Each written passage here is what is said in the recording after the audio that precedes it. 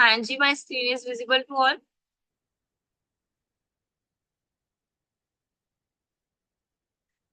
Yes ma'am.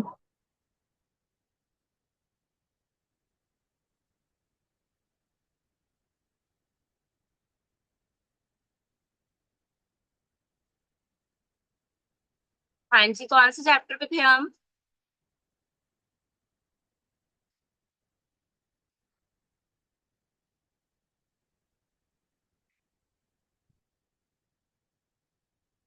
हाँ जी, याद है किसी को? मैम कौन सी चैप्टर स्टार्ट करना थी? चैप्टर 12। मैम 10। 10।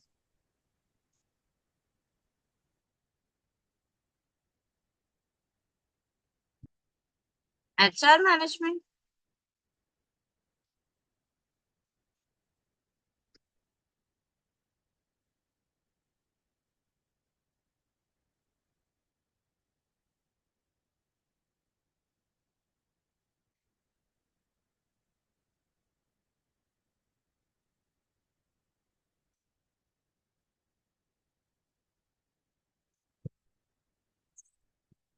फाइनेंशियल मैनेजमेंट हो गया, प्लानिंग बजटिंग।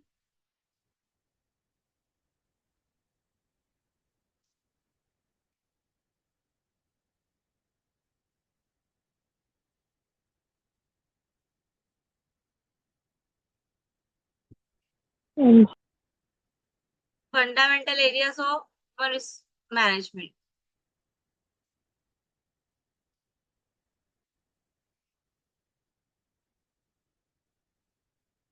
ये कर रहे हैं आज।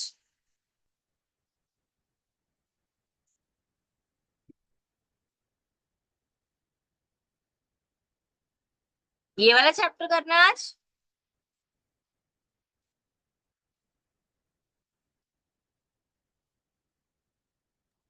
मैम और चीज नोट किया।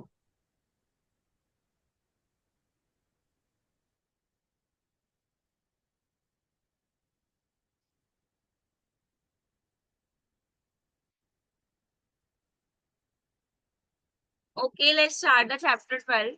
मेरे अकॉर्डिंग चैप्टर 12 है। आज हम पहले ये कर लेते हैं, अगर वो नहीं होएगा तो वो कर लेंगे कंप्लीट। ओके। हाँ जी, chapter 12 that is organisation change. हाँ जी, ऑर्गेनाइजेशन चेंज क्या हुआ? चेंज किसको बोलते हैं? जब हम बिजनेस की कंपनी के अंदर कुछ अल्टर करें, कुछ नया लेके आए, पुराने को रिप्लेस करें। ठीक है, उसको हम बोलेंगे ऑर्गेनाइज, उसको बोलेंगे चेंज। देन अगर हम ऑर्गेनाइजेशन में कर रहे हैं तो ऑर्गेनाइजेशन में अगर हम कुछ नया लेके आ रहे हैं बिजनेस में और कुछ पुरानी चीजों को छोड़ रहे हैं, दैट इज ऑर्गेनाइजेशन। ठीक है। जैसे कि हम नया कल्चर लेके आ रहे हैं, नया टेक्नोलॉजी लेके आ रही है, नया इंफ्रास्ट्रक्चर लेके आ रहे हैं। ठीक है। नई प्रोसेस ही लेके आ रहे हैं, तो वो भी क्या है हमारा? Organization change.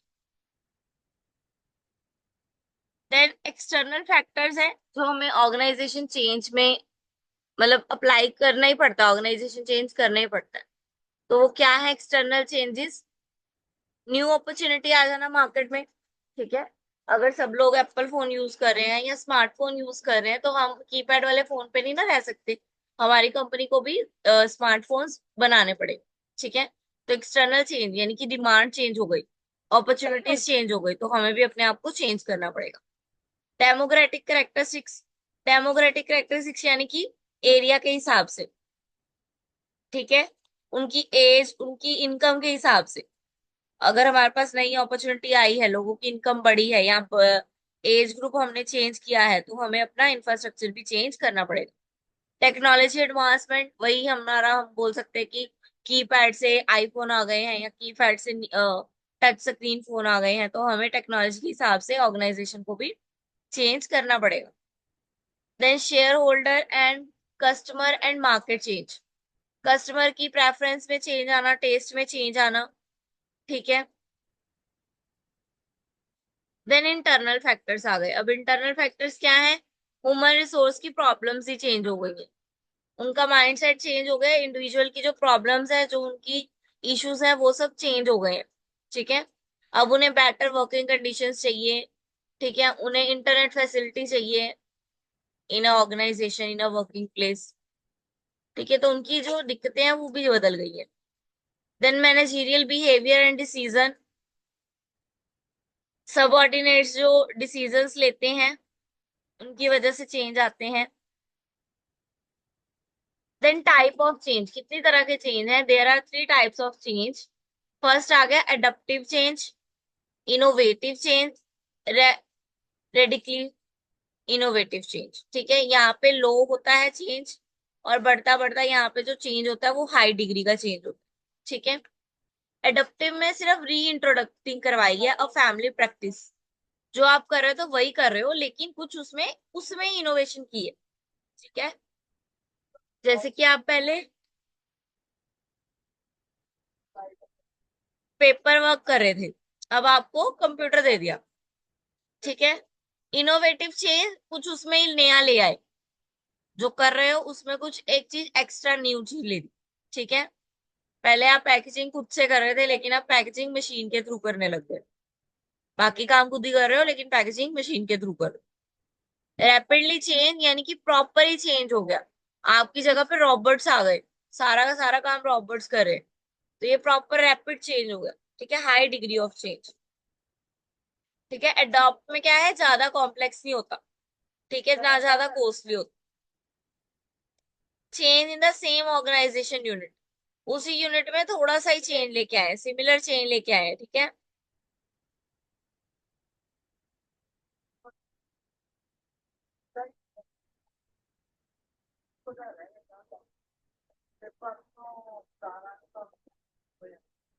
इनोवेटिव चेंज, ये देखो इन्होंने एग्जांपल दिया, adaptive change for department store would be the rally on 12 hour dying during the annual inventory week. सिर्फ एनुअल इन्वेंट्री वीक के दौरान वो 12 घंटे रुकते थे काम के लिए, लेकिन अब उन्होंने 12 घंटे क्या कर दिए, बोल दिया कि अगर टैक्स प्रिपरेशन टाइम है तो भी आपने 12 घंटे रुकना है। ठीक है, यानी कि सिर्फ थोड़ा सा चेंज आया। इनोवेटिव चेंज ये देखो इन्होंने दिया, they compete in the smartphone and tablet market quick, different from the PC market, पर Intel made in making during the same. ठीक है, स्मार्टफोन के टाइम में वो मीट करने की कोशिश कर रहे हैं, तो वो किसको यूज करें, पीसीज यूज करें, कंप्यूटर यूज करें। देन रैपिडली चेंज यानी कि एकदम से पूरा ही चेंज आना, ऑर्गेनाइजेशन ही चेंज कर दी उन्होंने, ऑर्गेनाइजेशन का कल्चर ही चेंज कर दिया। देन प्लान चेंज क्या हुआ, प्लान्ड चेंज यानी कि प्रॉपर प्लान करके प्रोसेस बना के जब हम चेंज करेंगे, दैट इज प्लान चेंज। ठीक है, जैसे a group of house keeping employees who work for a small hotel comforted the owner. It is very hard for most of us to maintain 7 to 8 working hours, said their spokeswoman. Each of us has similar families and personal responsibility. Rigid hours does not work for us. We are going to begin look for some places else to work if you don't set up flexible working hours. ठीक है, plan change, ये house keeping थी, वो सब plan, वो बोल रही थी कि हम होटल में कंफर्टेबल तो है,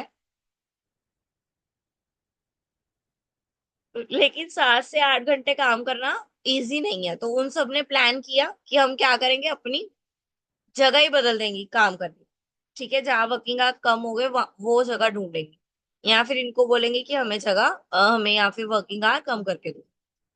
ठीक है, मतलब उन्होंने प्लान किया, पहले आपस में बातें की सबने, देन ये प्लान हुआ। ठीक है,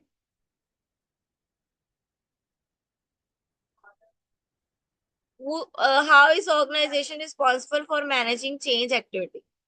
हाँ जी, इंटरनल चेंज एजेंट, दो टाइप से चेंज एजेंट बनाए जाते हैं जो ऑर्गेनाइजेशन की इंटरनल चेंज पर फोकस करते हैं या रिस्पॉन्सिबल होते हैं उसके लिए। ठीक है,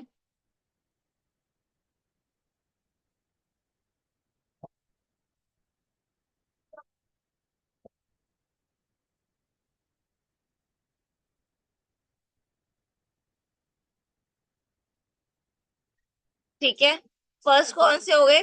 changing agent can be internal, ये इंटरनल होते हैं, यानी कि मैनेजर्स हो गए, एम्प्लॉयज हो गए, ठीक है, शेयर होल्डर्स हो गए, ये इंटरनल चेंजेस करते हैं।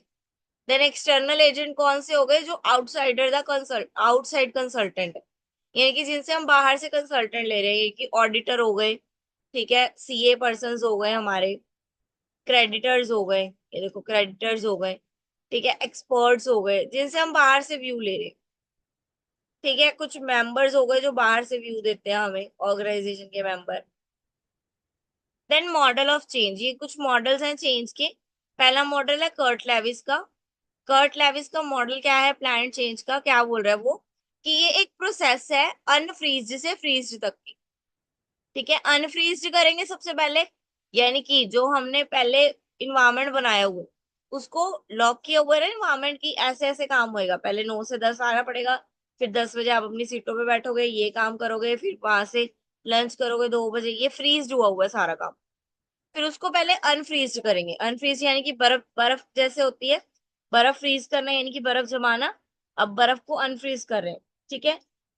अनफ्रीज यानी कि जो भी चेंज थे उसको पहले अनफ्रीज किया, पहले लोगों को फ्लेक्सिबल किया कि ये अब नहीं करना है, अब ऐसे ऐसे काम नहीं करना है, ठीक है। देन उनको चेंज बताए, ठीक है, पहले उनको बोला था 9 से 10, अब उनको बोल दिया कि नहीं 9 से 10 नहीं है, आप थोड़े अनफ्रीज हो, आप अपने टाइम पे आ सकते हो, ठीक है।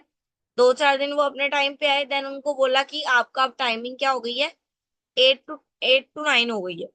तो देन मतलब चेंज लेके आए, उसमें इंफॉर्मेशन दी उसको चेंज की, कि अब ये नहीं करना, अब ये वाला काम करना है। देन फ्रीज, यानी कि फिर जो नया चेंज ले आए उसको फ्रीज कर दिया, कि अब इस चेंज के हिसाब से ही काम चले, ठीक है। अब 8 से 9 बोल दिया उनको, देन 8 से 9 की पॉलिसी ही बना दी कि और 8 से 9 ही काम चले। समझ में आ गया ये मॉडल?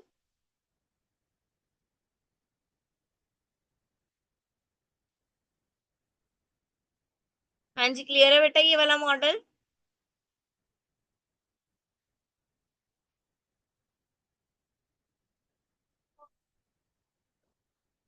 देन आ गया सिस्टम मॉडल ऑफ चेंज।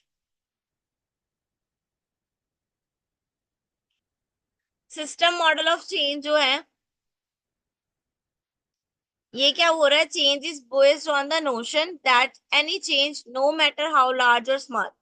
वो बोल रहा है चेंज, हर तरह का चेंज, अगर सिस्टम में कोई भी चेंज आता है वो उसको चेंज माना जाएगा, चाहे वो किसी से भी रिलेटेड है, बड़े से बड़े मिशन से रिलेटेड है, छोटे से छोटे मिशन से रिलेटेड, चेंज चेंज ही माना जाएगा। तो इसमें स्टेप्स हैं, फर्स्ट स्टेप है इनपुट। वाई चेंज, यानी कि हमें पहले ये बताना होगा, हमें विजन बताना होगा अपना, कि रेडीनेस करवाना होगा सबको कि हम चेंज कर क्यों रहे हैं, रीजन बताना होगा, रीजन फॉर द चेंज, ठीक है।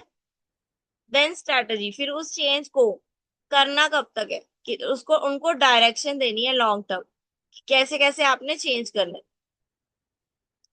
Then target element of change, यानी कि पुश एंड पुल स्ट्रेटेजी लगा के उनको धक्का लगाना है कि ये चेंज लेके आना है, इन्फ्लुएंस करना है चेंज के लिए, ठीक है, कि ये चेंज लाओ लाओ, ऐसा करो, चेंज करते रहो। देन आउटपुट, फिर हमने देखना है डिजायर रिजल्ट हमारे, कि हमने जो सोचा था वो चेंज के अकॉर्डिंग आए हैं या नहीं।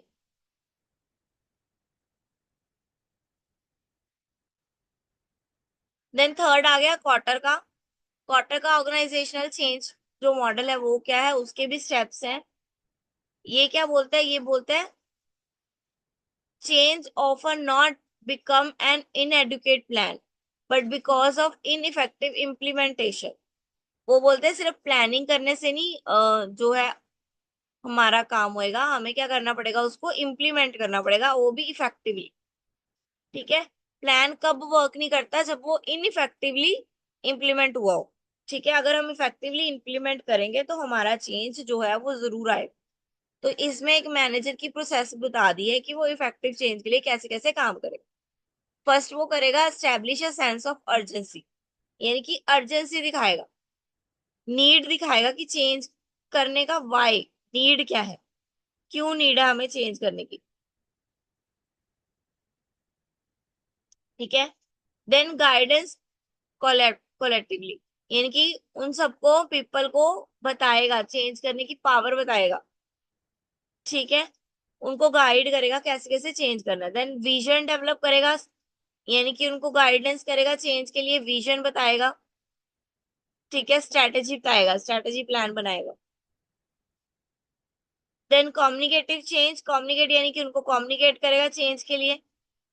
उनको स्ट्रेटेजी बताई, अब उनके साथ कम्युनिकेट किया कि ये स्ट्रेटेजी क्या सही है या नहीं, उनके साथ बातचीत की, ये वो रेडी है या नहीं चेंज के लिए, उनसे ऐसे बातें की। देन ब्रॉड बेस एक्शन, यानी कि फिर चेंज ले ली, फिर जो टारगेट एलिमेंट था उसका चेंज हमने ले लिया। Then short term means,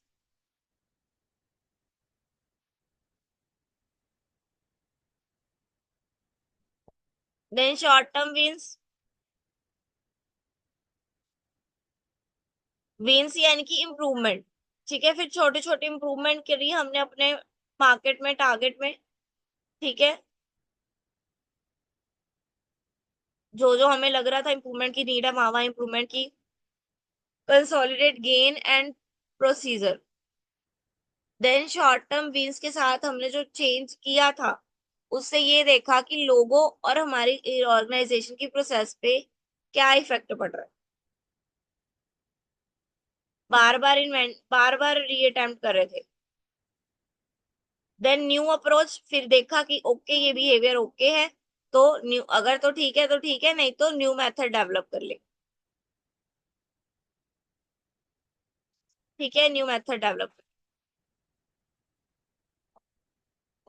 then fourth, organization development. Organization development क्या है? इम्प्रूवमेंट आना। ठीक है, an organization ability to improve itself. ठीक है, उसको हम बोलेंगे ऑर्गेनाइजेशन की क्या हो रही है? डेवलपमेंट हो रही है। इसके भी स्टेप है। फर्स्ट है डायग्नोसिस, प्रॉब्लम को डिफाइन करो। इंटरवेंशन, सॉल्यूशन ढूंढो। इवेल्युएशन, स्टूडेंट जो प्रॉब्लम ढूंढी है उसको इंटरवेंशन यानी कि सही करो। फिर इवेल्युएट करो कि ठीक है कि नहीं, हमने सही किया या नहीं किया, जो हमने प्रॉब्लम सॉल्व करनी थी क्या वो सॉल्व हुई या नहीं। Then feedback. देन आ गया resistant to change. Resistant to change क्या होता है? As the manager contemplates and initiate change in the organization, one phenomena that is quick likely to emerge any time in the change process is the resistance to change. People often resist change in a national response based on self-interest. Resistance to change does not surface in standardized way. Resistant to change यानी कि emergency में quick change जो भी हम ले आते, उसको हम बोलेंगे resistant to change.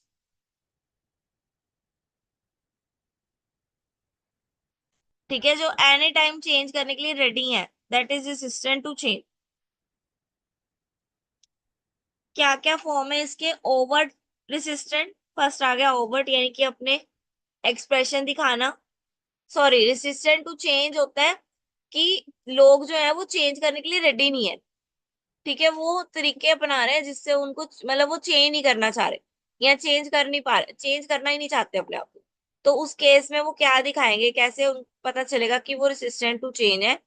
Overt resistant यानी कि वो प्रोडक्टिविटी कम कर देंगे, स्लोली स्लोली वर्क करेंगे। कोवर्ट चेंज, उसमें क्या दिखाएंगे? टायर्डनेस, एब्सेंटिज्म आ जाएगी उनमें। आपने नई चीज लेके आए लेकिन वो चेंज नहीं करना चाह रहे, तो वो क्या होने लग जाएंगे? वो एब्सेंट होने लग जाएंगे कि हमें काम करना नहीं आ रहा, हम नहीं आएंगे। ठीक है, ये गलतियां करने रहेंगे, एरर रेट बढ़ जाएंगे। Then passive change, passive change में क्या करेंगे? जो फॉर्मूला आपने बनाया है, लैक ऑफ कमिटमेंट, कमिटमेंट नहीं करेंगे कि हम ये करेंगे, डन नहीं, ऐसे वो नहीं करेंगे। ठीक है,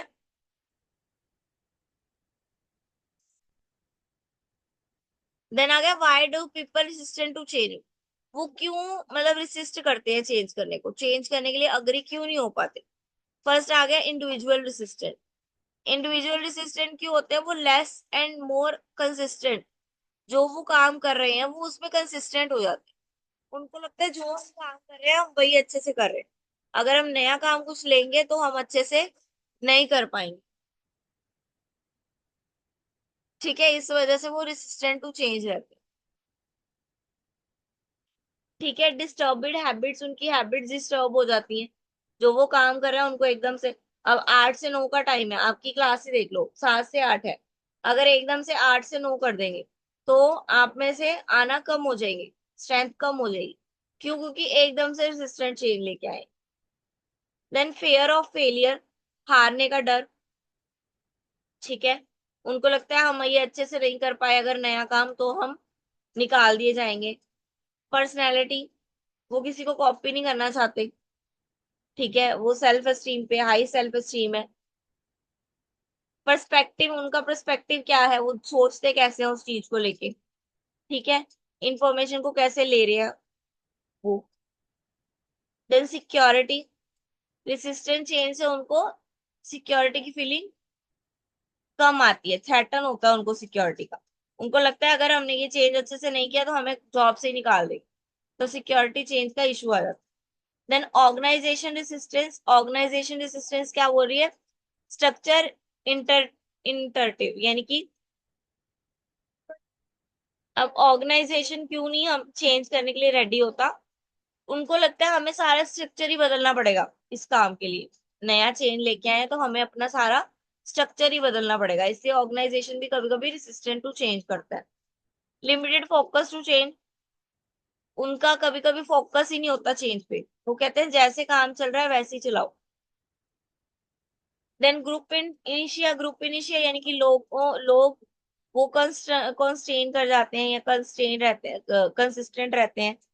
ठीक है, अगर इंडिविजुअली चेंज नहीं करेगा तो ग्रुप चेंज कैसे आएगा? देन थ्रू एक्सपर्टाइज, एक्सपर्टाइज का उनको डर होता है कि स्पेशलाइजेशन आ जाएगी चेंज करने पे। ठीक है, या उनकी स्पेशलाइजेशन जो है वो इफेक्ट होगी अगर हम कुछ चेंज लेके आते हैं। अब इसको ओवरकम कैसे कर सकते हैं रेसिस्टेंट टू चेंज को? यानी कि लोग जो हैं वो काम करने के लिए रेडी नहीं है, तो इसको अब हम ओवरकम कैसे कर सकते हैं? न्यू चीज को अपनाने के लिए रेडी नहीं है, तो इसको चेंज कैसे कर सकते हैं? फर्स्ट इज कम्युनिकेशन, उनसे अच्छी से इफेक्टिव कम्युनिकेशन करके उनको बता के कि इससे आपकी आपकी खुद की प्रोडक्टिविटी और ग्रोथ होगी। पार्टिसिपेशन, उनकी पार्टिसिपेशन लेके उनको नया काम सिखाना, फिर उनको बोलना कि करो। ठीक है, एकदम से आप उनको बोलोगे नया काम करो वो नहीं कर पाएंगे, उनको सिखाओ पहले। Then build support and commitment, उनके साथ सपोर्ट बनाओ। ठीक है, कंसल्ट करो, ट्रेनिंग दो। डेवलप पॉजिटिव रिलेशनशिप, उनके साथ पॉजिटिव रिलेशनशिप बनाओ। ठीक है, ताकि वो एक्सेप्ट करने के लिए विलिंग हो, रेडी हो जाए।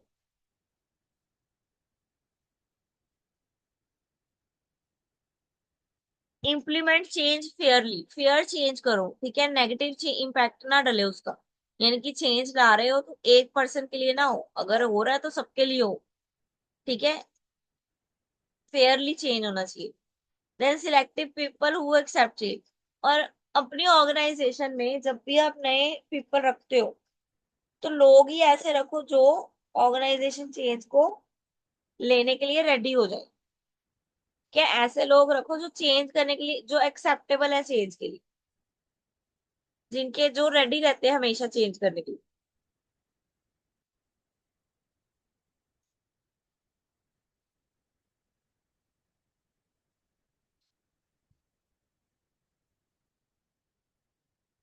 हाँ जी, चैप्टर 12 कंप्लीट।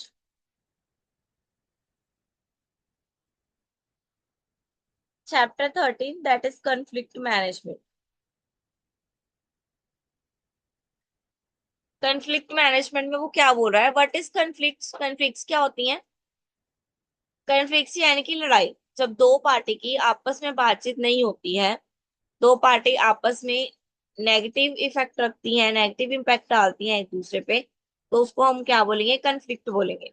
ठीक है, conflict is a behaviour by a person और a group that is purposely designed to inhibit the attainment of goal by other person or a group। ठीक है, यानी कि लड़ाई। हमारी भाषा में लड़ाई को हम कन्फ्लिक्ट बोलते हैं, ऑर्गेनाइजेशन की भाषा में। देन सोर्स ऑफ कन्फ्लिक्ट, अब कन्फ्लिक्ट होता कहाँ से है, कैसे होता है? फर्स्ट ऑर्गेनाइजेशन में, तो फर्स्ट आ गया सोर्स स्कार्सिटी। रिसोर्सेज कम है, तो लोग आपस में मटेरियल के लिए लड़ेंगे सब। सप्लायर और वर्कर लड़ेंगे, वर्कर बोलेंगे हमें मटेरियल चाहिए, सप्लायर बोलेगा आ नहीं रहा है, तो कन्फ्लिक्ट राइज हुई। टाइम प्रेशर, जल्दी जल्दी काम करने की प्रेशर है सबके पास, सबको अपना काम अपने टाइम पे कंप्लीट करना है, तो कोई किसी की मदद करना नहीं चाहता, तो इससे भी कन्फ्लिक्ट आती है। कम्युनिकेशन बैकडाउन, कम्युनिकेशन नहीं हो पा रहा है अच्छे से लोगों का। ठीक है, आपस में मिसकम्युनिकेशन हो गई है किसी बात को लेके।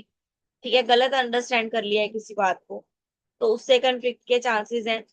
पर्सनैलिटी क्लैशेस, पर्सनैलिटी क्लैश कर रही है। ठीक है, वो उसका पर्सनैलिटी कोई और है, ठीक है, वो इंट्रोवर्ट है, दूसरा एक्सट्रोवर्ट है, तो उनकी पर्सनैलिटी क्लैश हो रही है, उसकी वजह से कन्फ्लिक्ट आ सकती हैं। ठीक है, टास्क इंटरडिपेंडेंस, जब टास्क होता है, कोई काम होता है, अब जब दो पर्सन आपस में रिलेट करके काम कर रहे हैं, ठीक है, एक का काम दूसरे पे डिपेंड है, दूसरे का काम पहले पे डिपेंड है, तो अगर एक ने भी काम नहीं किया या एक भी लेट हो गया काम करने पे, तो दूसरे पर्सन का काम क्या होगा, इफेक्ट होगा। तो वो जो दूसरा पर्सन है वो फर्स्ट पर्सन से कंफ्लिक्ट करेगा ही करेगा, कि तेरी वजह से मेरा काम लेट हो गया। ठीक है, गोल अनकम्पिटेबिलिटी, गोल नहीं कंप्लीट कर पाए। अगर जो ऑर्गेनाइजेशन का गोल था, अगर हम वो बीट नहीं कर पाए, तो भी क्या होगी, कंफ्लिक्ट राइज हुई। रिवॉर्ड सिस्टम, बोनस जो है, एक को ज्यादा मिल गया बोल रहे हैं, एक को कम मिला। एम्प्लॉयज को लगता है ना कि सामने वाले को प्रमोशन दे दी, मुझे मिलनी चाहिए थी, तो इस वजह से भी क्या होता है, कंफ्लिक्ट राइज होता है। Then perspective of conflict, conflict के दो पर्सपेक्टिव हैं, functional conflict, dysfunctional conflict. Functional conflict क्या बोल रहा है, goal of the organization improve its performance, constructive form of conflict. Functional conflict can produce a new idea, learning growth along individuals. They even engage in consultative conflict. They develop a better awareness of themselves and others. Functional conflict यानी कि काम करते करते free नहीं हो आप काम कर रहे हो, आपको लगा कि ये चेंज आना चाहिए यार इसमें, ऐसे काम होना चाहिए, तो आपने आगे बताया, आगे वाला माने ना माने, ठीक है, तो आपकी क्या हो गई, कंफ्लिक्ट हो गई ना राइस। आपको लगता है कि ऐसे होना चाहिए था लेकिन ऐसे हो रहा है, तो आपके मन में क्या हो रहा है, कंफ्लिक्ट राइज हो गई। दैट इज फंक्शनल, यानी कि कुछ न्यू आइडिया लेके आ रहे हो जब आप, तो फंक्शनल कंफ्लिक्ट आएगी।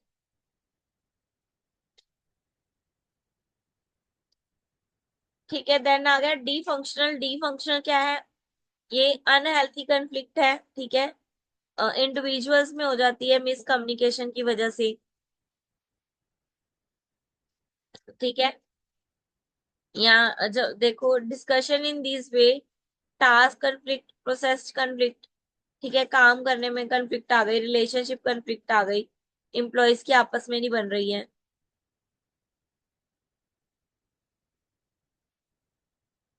Then loci of lock of conflict. Lock of conflict क्या है, एक फ्रेमवर्क है जहां से हमें पता चलेगा कंफ्लिक्ट अकर्स कहाँ से होती है।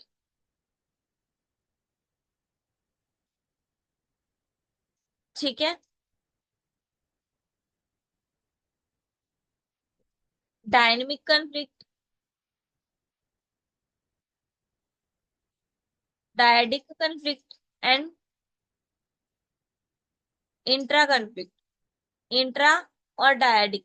ठीक है, डायडिक और इंटर, तीन कंफ्लिक्ट है, डायडिक, इंट्रा और इंटर। डायडिक में क्या है, वो कंफ्लिक्ट जो दो पर्सन के बीच में, डाया यानी कि दो पर्सन, इंट्रा यानी कि जब ग्रुप टीम के साथ, ठीक है, पूरी टीम के साथ कंफ्लिक्ट करोगे। और इंटर,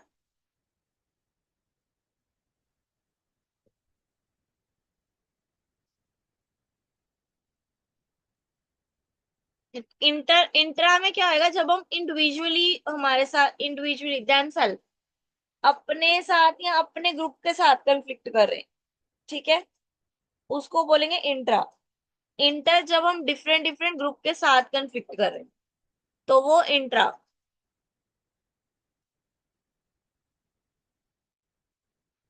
हाँ जी, देन कंफ्लिक्ट की प्रोसेस आ गई। सबसे पहले प्रोसेस, यानी कि कंफ्लिक्ट को अगर सॉल्व करना है तो क्या प्रोसेस है? Potential opposite and incompatibility. पहले हम अपने ओपोजिशन को देखेंगे, देन कॉग्निशन एंड पर्सनलाइजेशन, उसको अपने भी अपने, देखो पोटेंशियल ऑपोजिशन एंड इनकम्पेटिबिलिटी क्या बोल रहा है? फर्स्ट प्रोसेस है जब presence of condition that create opportunity, एक कंडीशन आई जो अपॉर्चुनिटी क्रिएट कर रही है फॉर कंफ्लिक्ट टू अराइज, यानी कि कंफ्लिक्ट होने की अपॉर्चुनिटी अरेज कर रही है। इंडिविजुअल और ग्रुप में भी have power compete for scarce resources, ठीक है, वो लड़ रहे हैं आपस में रिसोर्सेज के लिए। ठीक है, ये कि एक अपॉर्चुनिटी आई जिसमें हमें अनकम्पिटेंसी दिखी, कंप्लीट नहीं है, जिसकी वजह से कंफ्लिक्ट हो रहा है।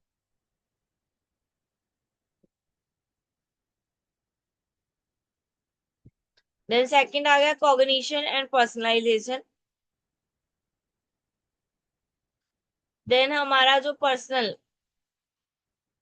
उसमें दो टाइप आ गए, परसीविंग एंड फेल्ट। परसीविंग में क्या आ गया? अवेयरनेस बाय वन और मोर पार्टीज ऑफ द कंडीशन। एक या एक से ज्यादा पार्टी के बारे में जब आप जानते हो, ठीक है, कि इनमें कंफ्लिक्ट क्यों आई है, देन परसीविंग कंफ्लिक्ट हो गई। फेल्ट कंफ्लिक्ट यानी कि फ्रस्ट्रेशन उनकी दिखाई देती है कंफ्लिक्ट के थ्रू, ठीक है, टेंसेंस दिखाई देती है, टेंशन दिखाई देती है, वो फेल्ट हो गई, यानी कि फीलिंग से, फील होना। ये जो है वो पैसिव, जो दिखना। देन इन इंटेंशंस, फिर पीपल के इंटेंशंस देखने की, वो किस बिहेव से, किस तरीके से वो इंटेंशन, कौन सी इंटेंशन दिखा के हमें बता रहा है कि कंफ्लिक्ट है उसको। असर्टिवनेस, ठीक है, सेटिस्फाई नहीं है वो,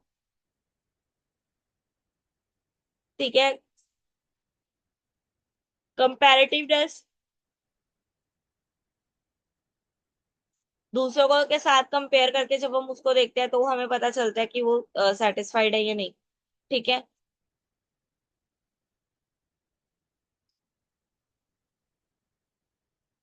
देन बिहेवियर, उसका बिहेवियर कैसे वो बिहेव कर रहा है नो कन्फ्लिक्ट में, और कन्फ्लिक्ट होने के बिहेवियर में चेंज आ जाएगा उसके, ठीक है, वो बिहेवियर चेक करेंगे हम। देन आउटकम, फिर हम आउटकम निकालेंगे कि अब इसको कैसे चेंज करना है, इसको रिजॉल्व कैसे करना है, इसको सॉल्व कैसे करना है, ठीक है, कन्फ्लिक्ट को अनकन्फ्लिक्ट में कैसे बदलना है।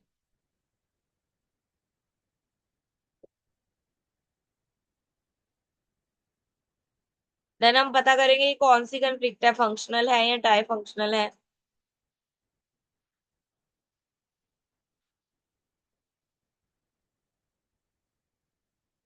देन स्ट्रेटजीज भी आ गया कन्फ्लिक्ट का।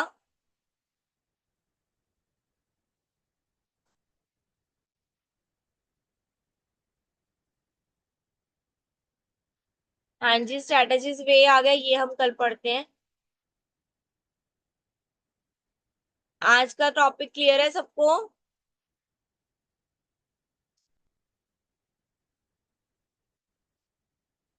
हाँ जी, आज का टॉपिक कंप्लीट है।